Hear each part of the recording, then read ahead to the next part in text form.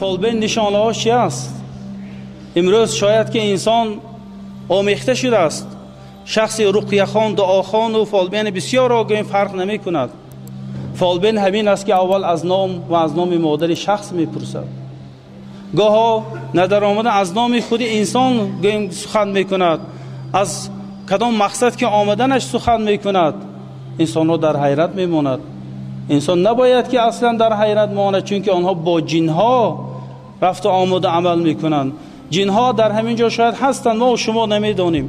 شاید جنها همه نام ما و شما را می دانند، ما نام جنها را نمی دانیم. از این تعجب کردن لازم نیست. وقتی که شما در نعوذ بالله یک نفر در فالبین می رود، الکی جن چا میکند؟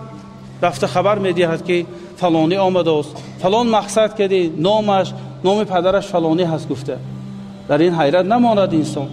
و این چنین فالبین نشانش همین است که میگد که یگان ناخون بیارید، یا روی پاکون بیارید، یا لباس بیرونی یا درونی را بیارید، یا میگد فلان خیل جانور بیارید، مرغ یا خروس بیارید، رنگش این یا رنگش آن بیارید. این خیل علامت ها است، این نشانه فالبین ها است. آنها دعوای غیب میکنن، حال آنکه خداوند میگد که عالم الغیب فلا یظهر علی غیبه احدا.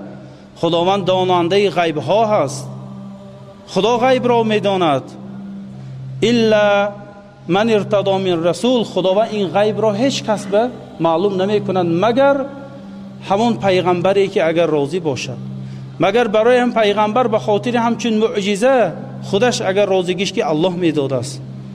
پیغمبر هم از نزد خود غیب گپ زده نمیتواند تا الله ندهد. الله برای پیغمبر میده تا که برای اون معجزه باشد، نشانه پیغمبریش باشد.